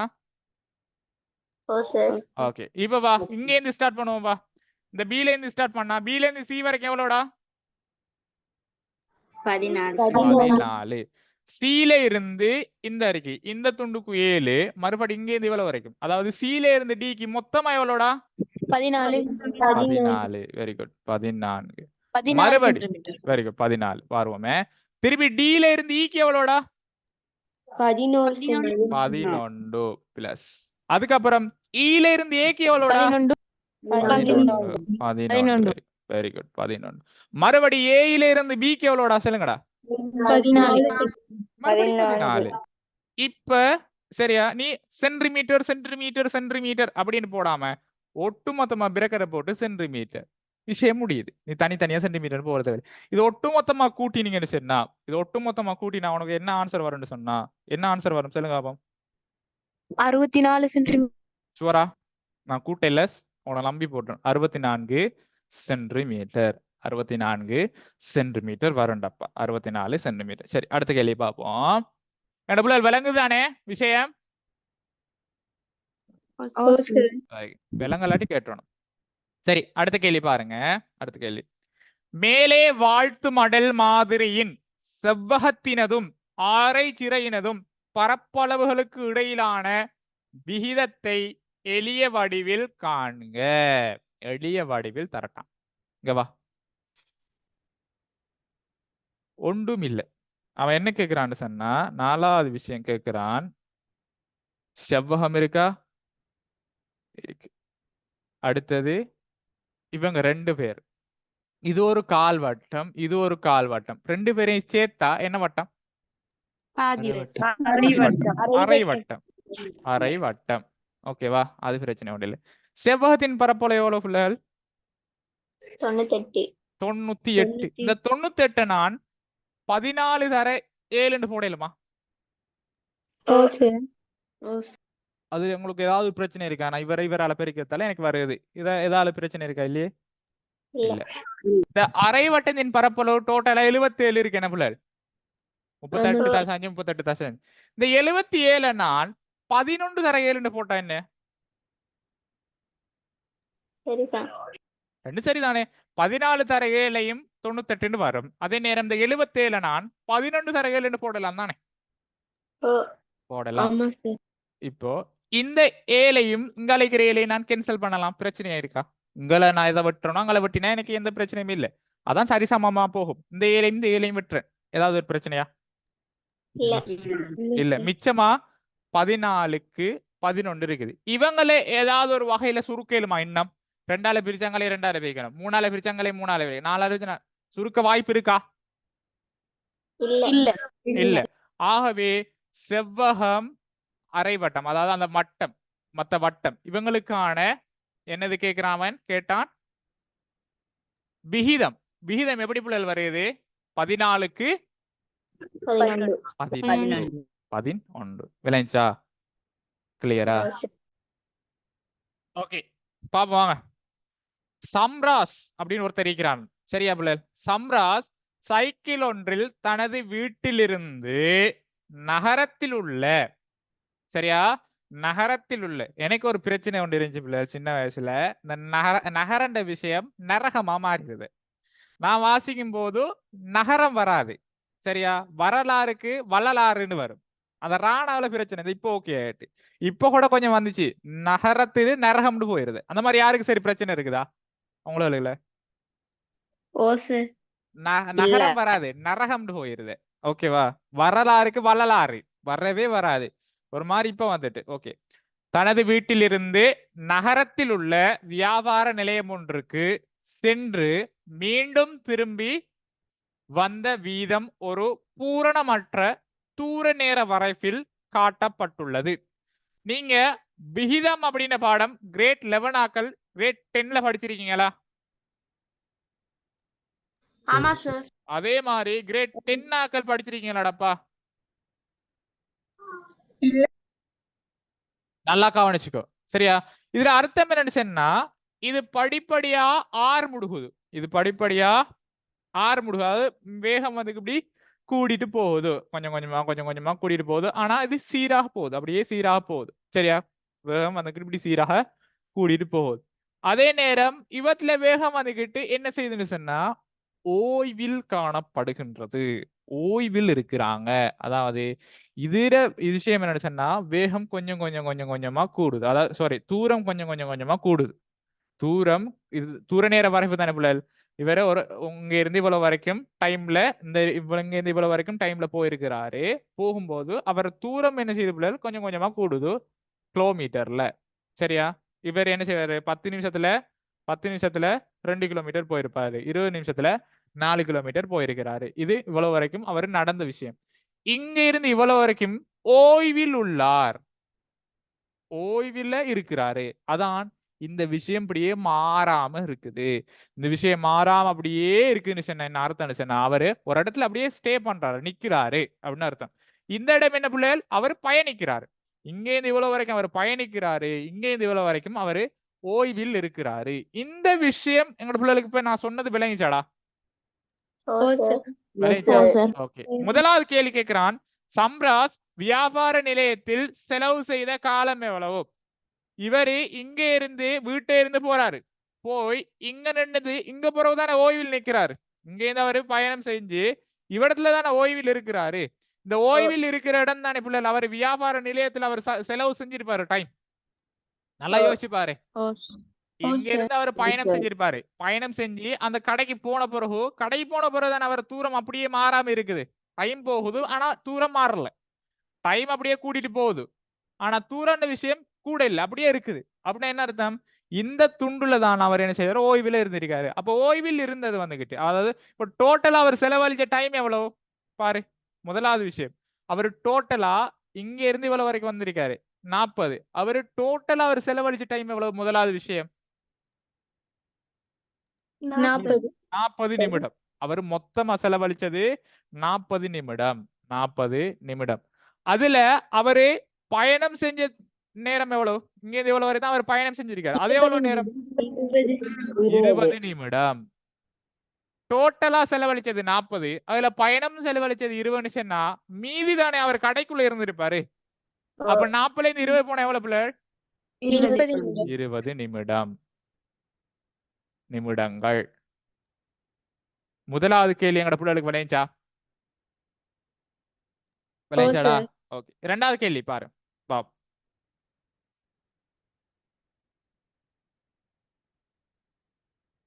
ஓகே. பசிக்குதா? இல்ல. கவனி. இரண்டாவது கேள்வி, வீட்டிலிருந்து வியாபார நிலையத்துக்கு சென்ற கதியை கிலோமீட்டர் மணிக்கு காண்க. வீட்டிலிருந்து சரியா? வீட்டுல இருந்து வியாபார நிலையத்துக்கு சென்ற கதியை சரியா? கதியை கிலோமீட்டர் மணிக்கு காண்க. ஒரு மணித்தியாலத்துல எத்தனை கிலோமீட்டர் பெர் ஹவர்ல போயிருப்பாரு அப்படின்னு கேட்கிறான். சரியா? சரியா? இப்ப கவனி கிலோமீட்டர் பெர் ஹவர் அப்படின்னா என்ன அர்த்தம்னு தெரிஞ்சுக்கோம்பா. ரெண்டாவது விஷயம், கிலோமீட்டர் பெர் ஹவர் அப்படின்னா என்ன அர்த்தம் அப்படின்னு சொன்ன இங்க கவனியே இதுக்கான அர்த்தம் என்னன்னு சொன்னா மொத்த தூரத்திங்கில் எடுத்த மொத்த நேரம். மொத்த தூரத்திங்கில் எடுத்த மொத்த நேரம் அப்படி பாத்தீங்கன்னு சொன்னா அதாவது கிலோமீட்டரின் கீழ் அவர், அதாவது எத்தனை கிலோமீட்டர். இது என்ன ஹவர்னு சொன்னா ஒரு அவர். ஒரு அவர்ல அவரு எத்தனை கிலோமீட்டர் போயிருப்பாரோ அத்தனை கிலோமீட்டரை அந்த அவரால பிரிக்கும் போது அந்த இடவேகம் வரும். எப்படி பிள்ளைகள்? ஒரு அவருக்குள்ள அவர் எத்தனை கிலோமீட்டர் போயிருக்கலாம். சரியா? இப்ப யோசிச்சு பாரு, இது மாறாம தானே போகுது. மாறாம போகுதுன்னு கிட்ட 10 நிமிஷத்துல அவரு 10 நிமிஷத்துல எத்தனை கிலோமீட்டர் போயிருப்பாரு? 1 கிலோமீட்டர். டேய் 10 நிமிஷத்துல 2 கிலோமீட்டர், 20 நிமிஷத்துல 4 கிலோமீட்டர். சரியா? அப்ப 60 நிமிஷம் தானே ஒரு மணித்தியாலம். யோசிச்சு பாரு, 10ல 2 போயிருப்பார், 20ல 4 போயிருப்பார். அப்போ 30ல எவ்வளவு போயிருப்பாரு? 6 போயிருப்பாரு. 40ல 8, 50ல 10, 60ல 12 கிலோமீட்டர் போயிருப்பாரு. ஆகவே நாங்க ஆன்சர் எப்படி கொடுக்கலாம்? 12 கிலோமீட்டரின் கீழ் ஒரு அவர். ஒரு அவருக்கு அவரு 12 கிலோமீட்டர் போயிருப்பாருன்னு சொன்னா அவர வேகம் எப்படி இருக்கும் புலகள்? அவர் வேகம் எப்படி இருக்கும்? 12 கிலோமீட்டர் per hour. சிம்பிளா நீ உன் ஐடியா வச்சு இதை யோசிக்கலாம். நீ சும்மா நார்மலாவே உன் ஐடியா வச்சு இதை யோசிக்கலாம். இந்த ஐடியா வச்சு நீ யோசிக்கலாம். இந்த விஷயம் விளையாச்சா? ஓ சார். ஓ சார். யாருக்காச்சும் டவுட் இருக்கா? டவுட் இருந்தா கேளுங்க, சொல்லி தரேன் இருக்கா. டவுட் இருக்கா? விளங்கல? இன்னொருக்கா விளங்கப்படுத்து. சரி, இன்னொரு மெத்தட்ல இன்னொருக்கா விளங்கப்படுத்துங்க. கவனி, இவன் சொல்றான் 20 நிமிஷத்துல, சும்மா இன்னொரு மெத்தட்ல விளங்கப்படுது. இந்த 20 நிமிஷத்துல அவன் மொத்தமா எத்தனை கிலோமீட்டர் போயிருக்கிறான்? 4 கிலோமீட்டர். 20 நிமிஷத்துல அவன் 4 கிலோமீட்டர் போறான். 20 நிமிஷத்துல அவன் 4 கிலோமீட்டர் போறான்னு சொன்னா 60 நிமிஷத்துல அவன் எத்தனை கிலோமீட்டர் போவான்? இதான் விஷயம். 20 நிமிஷத்துல அவன் 4 கிலோமீட்டர் போறான்னு சொன்னா 60 நிமிஷம் சொன்னா இங்க எனக்கு எத்தனை பெருக்கணும்? 3 தானே பெருக்கணும். அதே 3 நாங்கால பெருக்கணும். எத்தனை கிலோமீட்டர் போவான்? 12 கிலோமீட்டர் போவான். அப்போ அவன் கேட்டது என்ன? கதி. கதி சமன் என்ன? தூரத்தின் கீழ் நேரம். ஓகேவா? மொத்த தூரம் எவ்வளவு? 12 கிலோமீட்டர். அவன் ஒரு அவருக்கு தானே கேட்கிறான், மணித்தியாலத்துக்கு தானே கேட்கிறான். ஒரு அவர்னா 1 hour, மணித்தியாலத்துக்கு கேட்கிறான். 12 ஒண்டா பிரிச்சா அதான் வரும். இந்த ஹவர் மேல போனுச்சுன்னு சொன்னா, இந்த ஹவர் மேல போன என்ன அர்த்தம் வரும்? 12 கிலோமீட்டர். இப்ப விளையாச்சா தோற 12 கிலோமீட்டர் எப்படி வரும்? அவன் கேள்வியை நீங்க பாருங்க. அவன கேள்வி விளங்காட்டிதான் அதான் பிரச்சனை. அதான் சொல்ற பேப்பர் கூட செய்யணும்னு சொல்லி. இல்லையா? வீட்டில் இருந்து வியாபார நிலையத்துக்கு சென்ற கதியை கிலோமீட்டர் மணிக்கு காண்க. கிலோமீட்டர் மணிக்கு காண்க அப்படின்னு என்ன அர்த்தம்னு சொன்னா, அவன் இங்க இருந்து போயிருக்கிறான். இங்க இருந்து அவன் ஸ்பீடா போயிருக்கிறான். அவன் போனது வந்துகிட்டு டோட்டலாவே 4 கிலோமீட்டர் தான். அவன் போனது உண்மையாவே 4 கிலோமீட்டர் தான். ஆனா அவன் கேட்கிறான், இந்த ஸ்பீட்ல போயிருந்தா ஒரு ஹவருக்கு எத்தனை கிலோமீட்டர் போயிருப்பான்? அவன் இந்த ஸ்பீட்ல போயிருந்தா ஒரு ஹவருக்கு அவன் எத்தனை கிலோமீட்டர் வேகத்துல போயிருப்பான்? ஒரு ஹவருக்கு எத்தனை கிலோமீட்டர் சொன்னா என்ன அர்த்தம் சொன்னா கிலோமீட்டர் per hour. அதாவது ஒரு ஹவர்ல அவன் எத்தனை கிலோமீட்டர் போயிருக்கலாம், அதுதான் அவனோட வேகம். ஒரு ஹவருக்கு சரியா அவன் எத்தனை கிலோமீட்டர் போயிருப்பான்றதுதான் அவனோட வேகம். அதுக்கு தான் இந்த விஷயத்தை கண்டுபிடிச்சு. ஒரு ஹவருக்கு அவன் டோட்டலா 20 நிமிஷத்துல அவன் எத்தனை கிலோமீட்டர் போனா 4. 20 நிமிஷத்துல 4 கிலோமீட்டர் போயிட்டான். ஆனா அவன் ஒரு ஹவர் நடந்திருப்பது எத்தனை கிலோமீட்டர் போயிருக்கலாம்? 12 கிலோமீட்டர் போகலாம். அப்படின்னா அவனோட வேகம் எவ்வளவு பிள்ளைகள்? ஒரு ஹவருக்கு அவன் 12 கிலோமீட்டர் போயிருக்கலாம். போற அந்த வேகத்துல அவன் என்ன செஞ்சிருக்கான்? இந்த 20 நிமிஷத்துல அந்த கடையில நாடி இருக்கிறான். இதான் விஷயம். கிளியரா? Clear sir. ஓ சார். Okay sir. அடுத்தது போமே வா. ஓகே, அடுத்த கேள்வி. வியாபார நிலையத்திலிருந்து மீண்டும் வீட்டை வந்தடைந்த கதி 24 கிலோமீட்டர் per hour எனின் அதற்காக எடுத்த காலத்தை காண்க. நல்லா கவனிங்க. என்ன சொல்றான்? வியாபார நிலையத்திலிருந்து மீண்டும் வீட்டை வந்தடைகிறானாம். மீண்டும் வீட்டை வந்தடைந்த எனின் சரி வந்தடைந்த கதி 24 கிலோமீட்டர் per hour. எவ்வளவு பிள்ளைகள்? 24 கிலோமீட்டர் per hour-ஆம். அதற்காக எடுத்த காலத்தை காண்க. நீ நோமலா சும்மா யோசி. இங்க வாவே. ஓகேவா? அவன் வீட்டை இருந்து 12 கிலோமீட்டர் per hour போயிருந்தா அவன் வீட்டை இருந்து அவன் எத்தனை ஸ்பீட்ல இப்ப போறான் எங்களுக்கு கண்டுபிடிச்சிட்டோம்? 12 கிலோமீட்டர். சும்மா நார்மலா யோசி, ஜெனரலா யோசியே. இப்ப நான் தான் நீங்க எந்த மாதிரியே யோசிங்க. சரியா? சும்மா அந்த படத்தை பார்த்து யோசி. அவன் இந்த ஸ்பீட்ல எதுலடா 12 கிலோமீட்டர் per hour போயிருந்தா அவன் எத்தனை 20 நிமிஷத்துல எத்தனை கிலோமீட்டர் போயிருக்கான்? 4 கிலோமீட்டர் போயிருக்கான். இப்போ அவன் அங்க இருந்து மறுபடி போகும்போது அவன் என்ன செய்யறான்? 24 கிலோமீட்டர் per hour. அதாவது இவரை விட டபுள் மடங்குல அவன் ஸ்பீடா போறான். இவரை விட டபுள் மடங்கு ஸ்பீடா போறான். இப்போ டோட்டலாவே 4 கிலோமீட்டர் தான் தூரம். 4 கிலோமீட்டர் தூரம் வந்துக்கிட்டு அவன் என்ன செய்யறான்? 12 கிலோமீட்டர் per hourல 20 நிமிஷத்தை கடக்குறான். சரியா? இங்க பாரு. அவன் வீட்டை இருந்து இப்ப இங்க பாரு, நான் சிம்பிளா சொல்றேன், நல்லா கவனி, குழம்பி கொள்ளாதுங்க பாரு. இது பிள்ளைகள் வீடு, இது கடை, இது ஓகேவா? இது வீடு, இது கடை, இது ஓகேவாடா? Okay sir. இதுக்கு இடைப்பட்ட தூரம் நான் 4 கிலோமீட்டர்னு சொல்றேன். இது மாறுமா? இல்ல. இல்ல. நல்லா கவனி, இங்க பாரு, நல்லா கவனி. சரியா? இந்த 4 கிலோமீட்டர் தூரத்தை அவன் 12 கிலோமீட்டர் per hour அப்படின்ற விஷயத்துல போறான்னு சொன்னா அவனுக்கு எத்தனை நிமிஷம் எடுக்குது? 20 நிமிஷம் 20 நிமிஷம் இருக்குது. அவன் ரிட்டர்ன் திருப்பி வரும்போது கடையில இருந்து வீட்டுக்கு வரும்போது அதே தூரம் தானே பிள்ளை இருக்கும், மாறாது தானே தூரம் மாறாது. பட் அவன் ரிட்டர்ன் வரும்போது அவன் எத்தனை ஸ்பீட்ல வரான்? 24 கிலோமீட்டர் per hour. அதாவது இவரை விட 2 மடங்கு, இவரை விட 2 மடங்கு ஸ்பீட்ல வரும்போது டைம் குறையுமா கூடுமா? நீ அதாவது யோசிப்பாரு, ஸ்கூலுக்கு போகும்போது நடந்து போறீங்க, வரும்போது சைக்கிள்ல வரீங்கன்னு போதோ, ஸ்கூலுக்கு போகும்போது உனக்கு 20 நிமிஷம் எடுக்குன்னு சொன்னா வரும்போது 20 நிமிஷம் வருமா அல்லது 30 நிமிஷம் ஆகுமா அல்லது 20 நிமிஷத்துக்கு குறை வருமா? குறைவா தான் வரும். அப்ப யோசிச்சு பாரு, 12 கிலோமீட்டர் per hourல போறதுக்கு 20 நிமிஷம் எடுக்குன்னு சொன்னா அதை விட டபுள் மடங்கு தான் ரிட்டர்ன் வரும்போது. இதுல அரைவாசி தானே டைம் ஆகும். இதுல அரைவாசி டைம் எவ்வளவு பிள்ளை? 10 நிமிஷம். 10 நிமிஷம். அப்ப அந்த கேள்விக்கான ஆன்சர் என்ன பிள்ளை? 10 நிமிடம். 10 நிமிடம். மேத்ஸ் இப்ப சொல்லுங்க, லேசா கஷ்டமா? படிக்கிறவன்ட்ட படிச்சா ரொம்ப லேசா இருக்கும். இவ்வளவுதான் விஷயம். சரியா? நான் உங்கள்ட்ட ஒன்று சொல்லி தாரேன். ஓகேவா?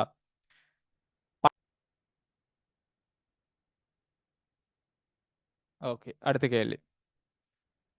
மேலே 3இல் மீண்டும் வீட்டை வந்தடைந்த தூர நேர வரைவில் குறித்து காட்டுக. நல்லா கவனிச்சுக்கோ. இப்போ அவர் என்ன செஞ்சிட்டாரு? வீட்டை வந்தடைஞ்சிட்டாரு. இப்ப எங்கட பிள்ளைகளுக்கு தெரியும் அவன் வீட்டை வந்தடைஞ்சதுக்கான டைம் எவ்வளவு எடுத்துச்சு அவனுக்கு? சொல்லுங்கடா. 10 நிமிஷம். 10 நிமிஷம் சொன்னா இங்க இருந்து இவ்வளவுதானே அந்த 10 நிமிஷம். 40ல இருந்து 50 தானே 10 நிமிஷம். 40ல இருந்து 10 நிமிஷம். ஓகேவா? ஆனா 10 நிமிஷம் சொன்னா அந்த வரைவு இப்படி தானே வரணும்.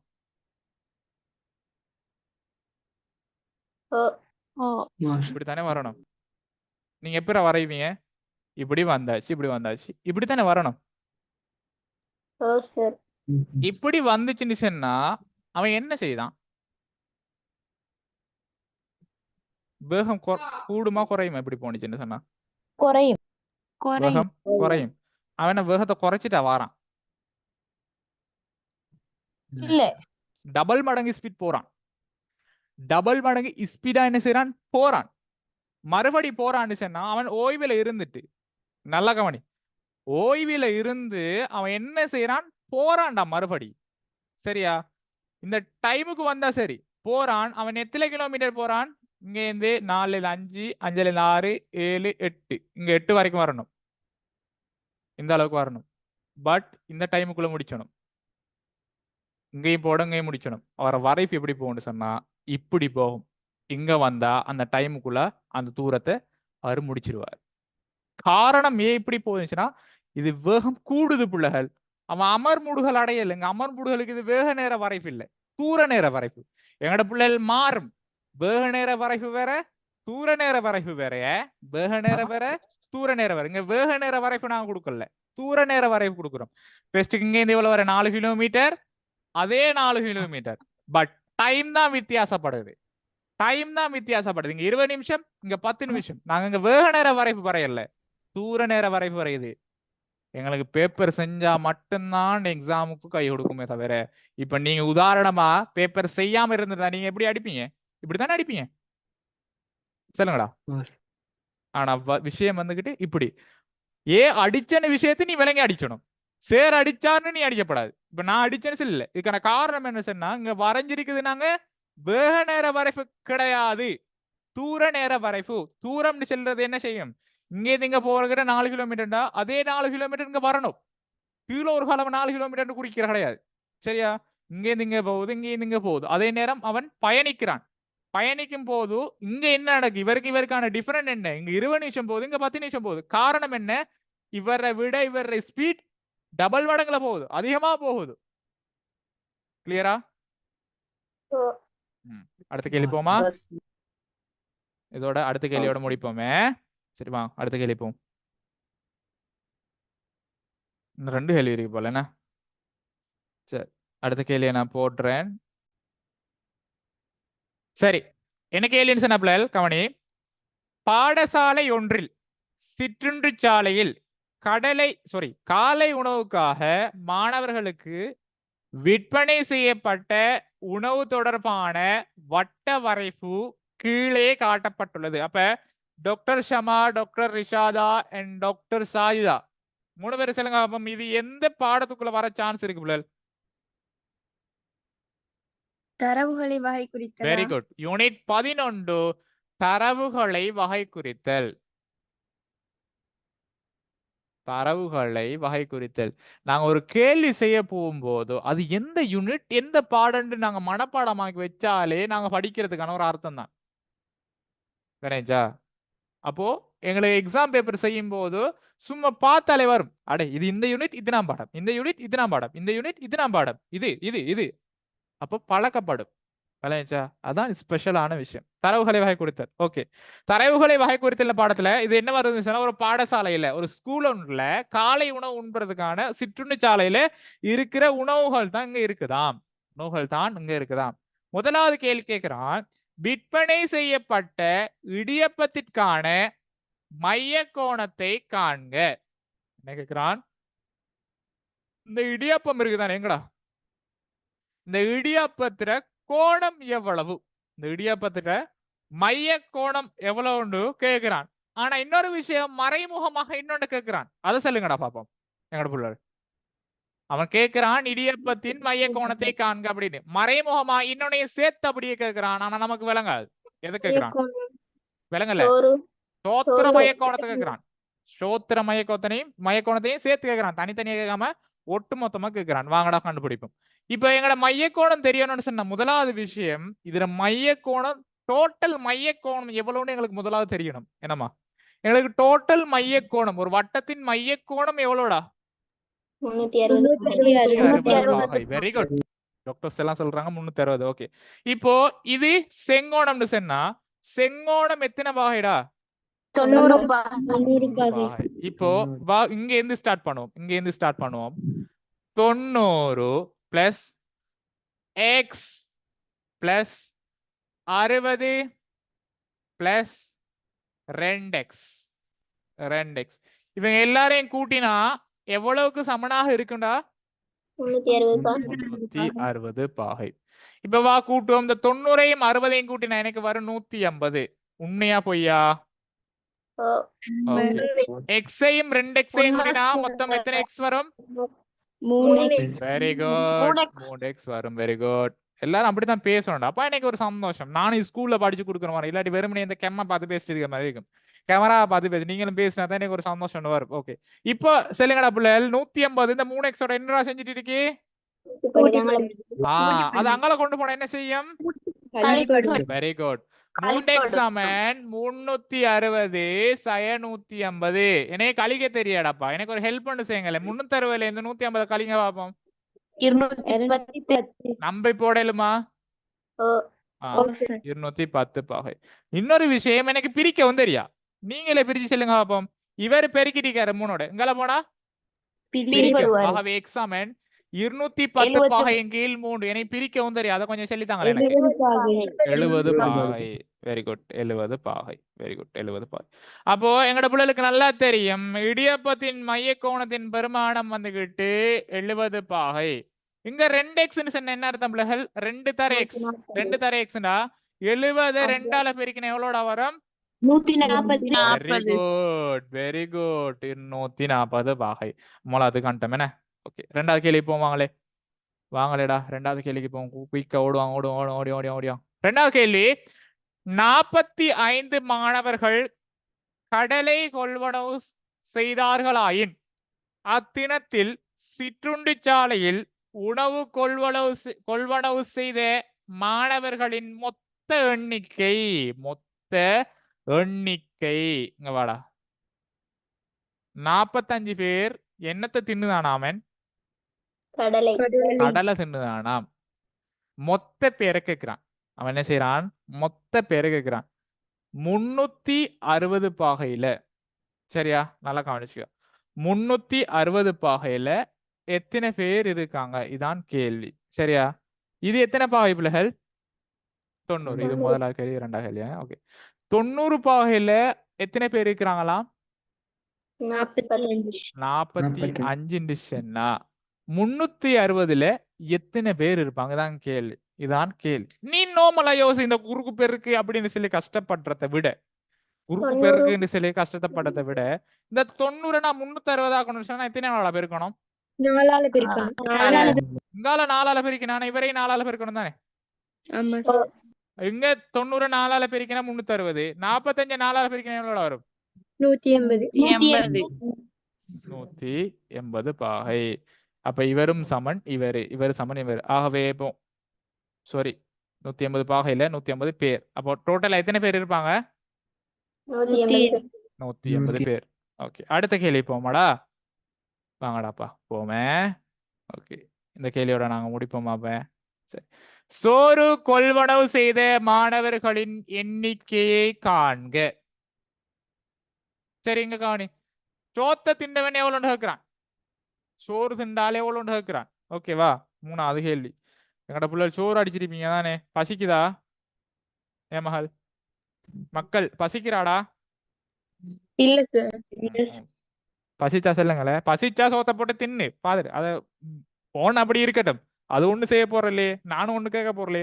பசிச்சா சோத்த போட்டு திண்டு பாரு. ஓகேவா? 360 மேல் சோறு எவ்வளவு பிள்ளைகள் பாகை இருக்குது? 140 பாகை. 140 பாகை தர மொத்தம் இப்ப எத்தனை பேர் நாங்க கண்டுபிடிச்சிட்டோம்? 180 பேர். 180 பேர். 180 பேர். இதுக்கான அர்த்தம் பார்த்தேன். அவன் கேட்கிறான் சோத்த திண்டவன் எவ்வளவு கேட்கிறான். சோத்த திண்டவன் எவ்வளவு அப்படின்னு கேட்கும் போது எங்களுக்கு தெரியும் மொத்தமா 360 பாகை, அதுல சோத்த திண்டவன் 140 பாகை. மொத்தமா 360, அதுல சோத்த திண்டவன் 140 பாகைன்னு சொன்னா மொத்த பேர் எவ்வளவு பிள்ளைகள்? 180. அதாவது இந்த மொத்த பாகையின் மேல் குறித்த பாகை தர மொத்த ஆக்களை போட்டு சுருக்கி எடுத்தான்னு சொன்னா அந்த சோத்த தின்னவன் மட்டும் வரும். சோறு சாப்பிட்டாக்கள் வரும். இப்போ கவனி, 180 இங்க 36, அதாவது 180 2 மடங்கு தானே 360. சும்மா ஜென்ரலா யோசிச்சு பாரு. ஜென்ரலா யோசிச்சா 150ல 2 மடங்கு தானே 360 வரும். ஆகவே இவரை பிரிக்கணும். இவரால பிரிச்சா 1, இவரா பிரிச்சா 2. கீழே 2 இருக்கு, மேல 140. கீழே 2 பிரிச்சா 1, 140 2 பிரிச்சா 70. ஆகவே சோத்த திண்ட மக்கள் எவ்வளவு? 70 பேர். சோத்த திண்டவனல் 70 பேர் சோத்த திண்டிக்கான் காலங்காத்தாலே பிடிச்சு போகல. 70 பேர். நீங்க சோறு தின்னீங்களா காலையிலே? இறங்க, எங்களுக்கு எல்லாம் இறங்குமா. எங்களுக்கு புட்டு புளியானம் வட்டம் வட்டிலப்பங்கள் அதுதான் இறங்கு. சோறு அடே காலையில சோறு சாப்பிடுங்கடா. சோறு தான் சத்தாம், அது தெரியுமா உங்களுக்கு? சரியா? சோத்த தின்னுங்க இனே. சரியா? ஓகே, அடுத்த கேள்வி போவோம். வாங்கடா ஓடுவோம். சரி, கேட்டான் பாரு கேள்வி, பெரிய ஒரு கேள்வி. உங்களுக்கு இப்படி பயம் மாறையில பிள்ளைகள், ஒரு பெரிய கேள்வி வரக்கிட்டு அதுல வேலை இல்ல அப்படின்னு பயம் வாரா? வாங்களே கொஞ்சம் பேசுவோம். வரல வாரா இல்ல? ஓகே, என்ன கேக்குறான்னு சொன்னா, உணவு கொள்வனவு செய்த 5 மாணவர்கள். சரியா? உணவு கொள்வனவு செய்த 5 மாணவர்கள் தவறுதலாக கடலை கொள்வனவு செய்ததாக குறிப்பிடப்பட்டிருந்தது. ஆனாலும் அவர்கள் உண்மையில் கொள்வனவு செய்தது இடியப்பம் என பின்னர் தெரிய வந்தது. அதாவது என்ன நடந்துச்சுன்னு சொன்னா பிள்ளைகள், இந்த உணவு கொள்வனவு செஞ்சதுல எக்ஸ்ட்ரா 5 பேர் கடலை வாங்கிட்டாங்கன்னு சொல்லி தவறுதலாக குறிச்சிட்டாங்களாம். என்ன அர்த்தமாம்? இந்த உணவு கொள்வனவு செஞ்சவங்கல்ல எக்ஸ்ட்ரா 5 பேர், அதாவது கடலை வாங்கினாக்கள் இன்னொரு 5 பேர் கூடுதலாக சொல்லி குறிச்சிட்டாங்களாம். ஆனா உண்மையிலேயே அந்த கடலை வாங்கினாக்கள் குறிச்சாக்கள் என்ன வாங்கியிருக்காங்க? இடியப்பம் இடியப்பம். வாங்கியிருக்காங்க. இந்த கேள்வியின் விஷயம் உனக்கு இடியப்பம். விளைஞ்சா? பிள்ளைகள் விளைஞ்சாடா உனக்கு? என்னன்னு சொன்னாடா? சரியா? என்ன சொல்றான் அவன்? இந்த உணவு கொள்வனவு வாங்க செஞ்சத்துல சரியா எல்லாரும் குறிச்சு முடிச்சாச்சு. ஆனா பை மிஸ்டேக் என்ன நடந்துச்சுன்னு சொன்னா கடலை வாங்கினாக்கள் 45 பேர். கடலை வாங்கினாக்கள் 45 பேர். ஆனா அந்த 5 பேர் 45 பேர்ல 5 பேரு என்ன செஞ்சிருக்காங்க? கடலை வாங்கல, இடியப்பம் வாங்கியிருக்காங்க. ஆனா என்ன நடந்துச்சு? கடலை வாங்கினு போட்டான். கடலை வாங்கினு போட்டுட்டான். அந்த விஷயத்த அவன் சொல்றான். என்னது செய்தது? இடியப்பம் என பின்னர் தெரிய வந்தது. அதற்கு ஏற்ப புதிய திருத்தத்தின்படி புதிய திருத்தத்தின்படி கடலை கொள்வனவு செய்த மாணவர்களை காட்டும் ஆரைச்சிறை கோணத்தை காண்க. இப்ப என்னத்த பிரச்சனைன்னு சொன்னாப்புலகள்? என்னத்த பிரச்சனைண்டா? இப்ப இதான் விஷயம். இந்த 90 பாகைன்னு சொன்ன ஆக்கள் வந்துகிட்டு 45 பேர் தானே. 90 பாகைன்னு சொன்ன ஆக்கள் வந்துகிட்டு 45 பேரா? இதுல ஏதாவது உனக்கு ஒரு டவுட் இருக்கா? இல்ல. இல்ல தானே. இல்ல. ஆனா இந்த 45 பேர்ல உண்மையாவே 40 பேர் தான் கடலை வாங்கினேன். 5 பேர் என்ன நடந்துச்சு? இடியப்பம் வாங்கியிருக்காங்க. ஆனா அந்த இடியப்பத்தை சேர்த்து கடலைக்குள்ள போட்டானுங்கள். இது ஓகேவா? ஓகே. இது ஓகே. அப்படின்னா உண்மையா கடலை வாங்கினாக்கள் எத்தனை பேர்? 40 பேர். 40 பேர். 5 பேர் தானே கடலை வாங்காம சும்மா சேர்ந்துட்டானுங்கள். ஆமா. ஓகே. இப்ப இந்த 45 நான் 5ஆக்க மாத்தணும், 5ஆக கொண்டு வரணும்னு சொன்னா நான் எத்தனையால பிரிச்சா கடைசியா 5ஆக்க எழும் அப்படின்னு பாரு. சரியா? அதாவது 90 பாகைக்கு 45 பேர்னு சொன்னா இந்த 90 நான் 10ஆ பிரிக்கிறேன்னு வச்சுக்கோமே. சாரி 9ஆ பிரிச்சா எனக்கு எவ்வளவு வரும்? 10 பாகை வரும். 90 நல்லா சும்மா நோமலா யோசி. இவரை 9ஆல பிரிச்சுன்னு சொன்னா 10 பாகை வரும். 90 9ஆ பிரிச்சா 10 வரும். பிரிக்க தெரியுமா பிள்ளைகளுக்கு? ஓகே. அதே மாதிரி இந்த 45 9ஆல பிரிச்சா என்ன வரும்? 5. 9 45. சும்மா யோசிச்சு பாரு. இவரை 9ஆல பெருக்கி இவரை 9ஆல பெருக்கி பாரு. 9 10 90 வருது. 9 45 வருதா? அப்படின்னு என்ன அர்த்தம்? 10 பாகை எத்தனை பேரை குறிக்குது? 5 பேர். 10 பாகை 5 பேரை குறிக்குது. இப்ப நேரத்தோட 45 பேர் குறிச்சிருக்குது. ஆனா உண்மையா எத்தனை பேர் இருக்காங்க? 40 பேர். 40 பேர் தான். அப்படின்னா 5 பேரை நான் தூக்கினா இந்த 90ல இருந்து எத்தனை பாகை குறையும்? 10 பாகை. 10 பாகை குறைஞ்சிச்சுன்னு சொன்னா அப்ப கடலை வாங்கிய ஆக்கள் எத்தனை பாகை இருப்பாங்க? 80 பாகை. அவ்வளவுதான். இப்ப பாரு இதுக்கான ஆன்சர் இவ்வளவுதான். நான் சொன்னது சரியா பிள்ளையா? என்ன அடிக்க வார? சரி கவனி. வடிவிலும் அளவிலும் ஒரே வகையான தோடம் சுவையுடைய 3 மிட்டாய்களும் அப்பிள் சுவையுடைய 2 மிட்டாய்களும் உள்ள பையொன்றிலிருந்து எழுமாறாக மிட்டாய் ஒன்றை வெளியே எடுத்து பரிசித்தலின் போது அப்படின்னா இது என்னத்துக்குள்ளடா வரும்? சொல்லு பாப்போம். நிகழ்தகவுன்னு பாடம் படிச்சிருக்கீங்களா சின்ன வயசுல? அதுக்குள்ள வரும்டா. அதுக்குள்ள வரும். சரியா? ஒரு பை ஒன்று இருக்கான். அந்த பையில என்னென்ன பிள்ளைகள் இருக்கு? நீயே சொல்லு பாப்போம். தோடம் சுவையுடைய மிட்டாய் 3, அப்பிள் சுவையுடைய மிட்டாய் ஆப்பிள் 2மா? ஆப்பிள் 2 இருக்குதாம். ஓகேவா? குறிச்சிட்டோம். டோட்டலா இப்ப எத்தனை மிட்டாய்கள் இருக்கு? 5 மிட்டாய் இருக்கு. 5 மிட்டாய் இருக்கு. சரியா? இப்ப கேள்வி நீயே பாரு. முதல் கேள்வி மாதிரி வெளி எழுதி காட்டுக.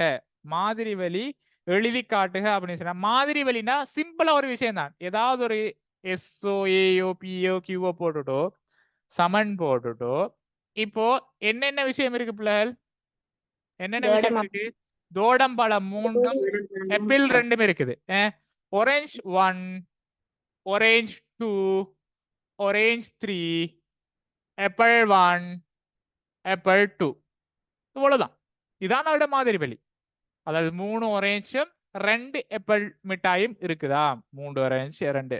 ஒரு நிமிஷம் பிள்ளைகள், சின்ன ஒரு கோல் ஒன்று வருது, பேசிட்டு வரேன். ஓகே, மாதிரி வழி இப்படித்தான் எழுதுறேன். நான் ஸ்கிரீன் ஆஃப் பண்ண பிறகு உங்களுக்கு காட்டுறேன்.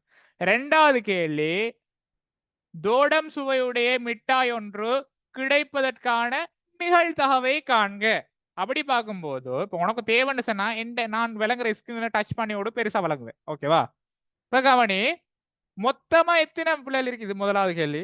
2வதுக்கு மொத்தமா எத்தனை பிள்ளைகள் இருக்குது மிட்டாய்கள்? 5 இருக்குது. அவன் கேக்குறான் தோடம்பழ சுவை, இதுல ஏதாவது ஒன்று எடுக்கும் போது தோடம்பழமா வரணும்னு சொன்னா மொத்தம் எத்தனை தோடம்பழம் இருக்குது சுவையுடையது? 3. இவ்வளவுதான். 5ல 3 எடுத்தா எப்படியுமே தோடம்பழ சுவையா தான் இருக்கு. கிளியரா?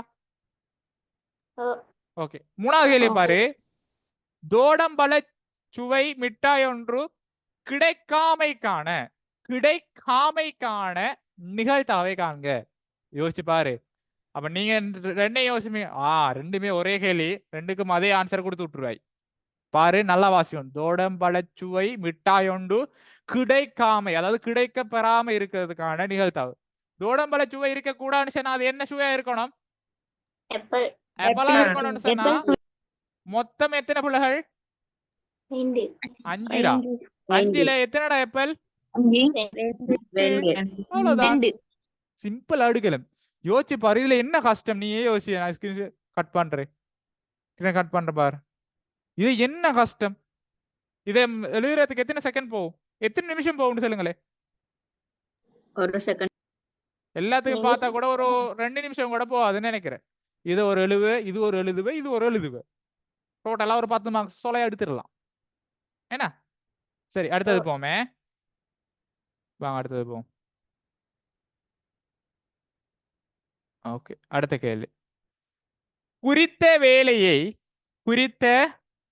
ரெக்கார்ட் போட்டிருக்கேனா? சாரி. ஓகே, பாருங்க. மனித நாட்கள்.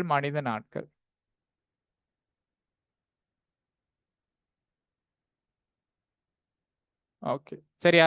இப்ப எங்கட பிள்ளைகள் சொல்லுங்க, எத்தனை பேர் சேர்ந்து எத்தனை நாள் வேலையை செய்தார்களாம்? சொல்லுங்கடா. 6 நாட்கள். சரியா? 6 பேர் சேர்ந்து 4 நாட்கள்ல வேலை செய்யணும்னா அவங்களோட மனித நாட்கள் என்ன? 6 4 24. சரி, அப்போ முதலாவது கேள்வி கேட்கிறான், வேலையின் அளவுக்கான மனித நாட்களை காண்க. எத்தனை மனித நாட்கள் பிள்ளைகள்? 24. அப்ப முதலாவது கேள்வி ஓகே. 2வது கேள்வி 24 மனித நாட்கள். Very good. 2வது கேள்வி பாப்போமே. 2வது கேள்வி வாசிங்கடா. மேலே வேலை அளவின் 3 மடங்கு வேலையை செய்து முடிப்பதற்கு 8 மனிதர்களுக்கு எடுக்கும் நாட்களின் எண்ணிக்கையை காண்க. நல்லா யோசி. இப்போ மேலே செய்த வேலை மனித நாட்கள் எவ்வளவு பிள்ளைகள்? 6 பேர் சேர்ந்து 4 நாட்கள் முடிக்கிற மனித நாட்கள் எவ்வளவு வருது? 24 வருது. ஆனா 2வது கேள்வி அவன் கேட்கிறான், இந்த வேலையில எத்தனை மடங்காம்? 3 மடங்கு. 3 மடங்கு செய்யறதுக்கு எத்தனை பேருக்கு இருக்கிறாங்களா? 8 பேர். 8 பேர்னு சொன்னா எத்தனை நாட்கள் தான் அவன் கேட்கிறான்? 8 நாட்கள் கேட்கிறான். 24 3ஆல பெருக்குவாங்களே. முதலாவது விஷயம், 24 3ஆல பெருக்கினா 4 12 2 1 மிச்சம் 2 6 1 7, அதாவது 72 மனித நாட்கள் வரும். 8 எதால பெருக்கினா 72 வரும்? 8 64, 9 8 72 வரும். ஆகவே எத்தனை நாட்கள் வரும் பிள்ளைகள் தேவை? 50 நாட்கள் தேவை. 50 நாட்கள் தேவை. 3வது கேள்வி பார்ப்போம். மனித நாளொன்றுக்கான கூலி ரூபாய் 1000 ரூபாவாம். ரூபாய் 1000 ரூபாவாம். பிரச்சனை ஒன்று இல்ல. ரூபாய் 1000 ரூபாவாம். மேலே 2இல் வேலை செய்து முடிப்பதற்கு மொத்த கூலியை காண்க. ஓகே, ஒரு மனித நாளுக்கான கூலி 1000 ரூபான்னு சொன்னா மேல 2 இவர்ல மொத்தமா எத்தனை மனித நாட்கள் வேலை செஞ்சிருக்காங்க? ஆகவே இந்த 72 ஆயிரத்தால பெருக்கினோம்னு சொன்னா இந்த 72 ஆயிரத்தால பெருக்கின சொன்னா மொத்தமா சல்லி கொடுக்கறது வருதானே கூலி வருதானே ஆகவே 72,000 பெருக்க போறோம் பெருக்கினோம்னு சொன்னா என்ன பிள்ளை வரும் 0 0 1 2 72,000 வரும் ஆகவே கூலி எவ்வளவு வருது 72,000 இவ்வளவுதான் ஆன்சர் அப்படி சொலட்டி மார்க்ஸ் எடுக்கலுமா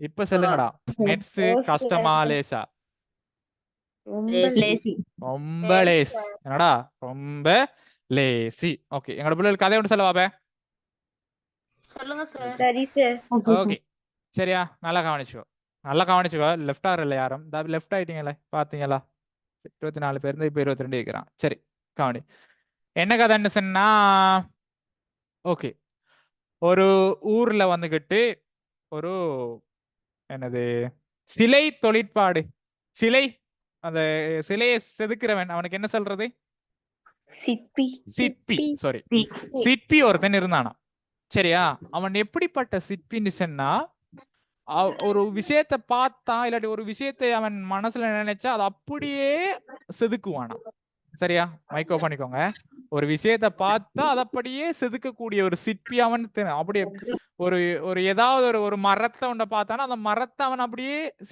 சிற்பமா செய்வான் இல்லாட்டி ஒரு உருவத்தை பார்த்த ஒரு யானை பூனையோ ஏதோ ஒன்றை பார்த்தா பார்க்கறதுக்கு அது ஒரிஜினல் மாதிரியே இருக்குமா அச்சசல் அப்படி ஒரு ஒரு ஒரு சிறப்பு மிக்க ஒரு சிற்பி ஒருத்தன் இருந்தான அப்ப இவன் என்ன செஞ்சானா ஒரு நாள் காட்டு பிரதேசத்தை நோக்கி போனானா சும்மா வனத்துக்கு சும்மா ட்ரிப் ஒன்று போகணும் சொல்லி போனானா இப்ப போகும்போது இவன்ட்டு இருக்கிற ஒரு நல்ல இன்னொரு விஷயம் ஒன்று இருக்குதான் ஒரு கல்லை வச்சுதான் அவங்க செதுக்குவாங்க சிற்பியாக்கள் கல்லை வச்சுதான் செதுக்குவாங்க அப்ப ஒரு கல்லை பார்த்தான்னு சொன்னா அந்த தெய்வீகத்தன்மை அவனுக்கு விளங்குமா செல்ற அதாவது இதை பார்த்தா இதை உருவாக்கலாம் யானை ஒன்று உருவாக்கலாம் பூனை ஒன்று உருவாக்கலாம் அல்லது கடவுள்கள் தமிழ் கடவுள்கள் இருக்கிறாங்க அவங்களை உருவாக்கலாம் அப்படின்னு அவன மனசுக்கு தோணுவான் அப்போ அவன் நடந்து போன வழியில ஒரு பெரிய ஒரு கல் ஒன்று இருந்துச்சான் அப்போ அந்த கல்லை பார்த்த உடனே இவனுக்கு தோணிச்சான் இதுல ஒரு நல்ல ஒரு கடவுள் ஒன்று உருவாக்க இயலும் நல்லா சிற்பி தானே அதை செதுக்கி எடுக்கலாம் அப்படின்னு தோணினத்தோட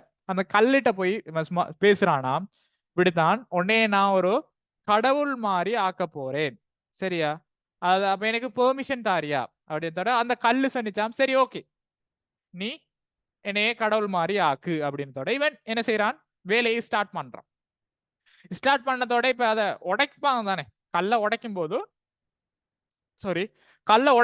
அதுக்கு வலிக்க ஸ்டார்ட் பண்ணிட்டான் நோதுன்னு கத்துச்சான் கத்தினத்தோட இவன் சொன்னா கொஞ்சம் பொறுமையாயிரு வலிக்கும் தான் ஆனா செஞ்சு முடிஞ்ச பிறகு நீ ரொம்ப அழகாகிருவாய் அப்படின்னு இல்ல எனக்கு வேணாம் எனக்கு ரொம்ப வலிக்குது என்னைய விட்டுரு அப்படின்னு சொன்னிச்சான் அப்புறம் இவன் பார்த்தானாம் இவ்வளவு கத்துறதுக்கு பிறகு ஒன்றும் செய்ய இயலாதே அப்படின்னு சொல்லிட்டு அந்த கல்லை விட்டுட்டு என்ன செஞ்சானாம் மறுபடியும் அதே வழியா நோக்கி இன்னொரு இடத்துக்கு போராடாம் போகும்போது இதை மாதிரிக்கு இன்னொரு கல் ஒன்று இருந்துச்சான் அப்ப அதை பார்க்கும்போது இவனுக்கு ஒரு தெய்வீக தன்மை ஒன்று தோணுதாம் அதாவது அதை வச்சும் ஏதாவது ஒரு கடவுள்ற உருவமைப்பு ஒன்று உருவாக்குவோம் அப்படின்னு சொல்லி தோணிச்சான் தோணி நேரத்துல இவன் போனானா போயிட்டு சரி அந்த கல்லிட்டையும் கேட்டானா இப்படித்தான் எனக்கு ஒரு தெய்வீக தன்மை ஒன்று விளங்குது நான் உன்னை ஒரு கடவுள் மாதிரி வடிவமைக்கவா அப்படின்னு அப்புறம் அந்த கல்லும் சொன்னிச்சான் பிரச்சனை ஒன்று இல்லை அப்படின்னு அப்புறம் இவன் சொன்னானா நான் வடிவமைக்கும் போது உனக்கு வலிக்கும் பரவாயில்லையா அப்படின்னு அப்புறம் அந்த கல்லு சொன்னிச்சான் எனக்கும் பிரச்சனை இல்லை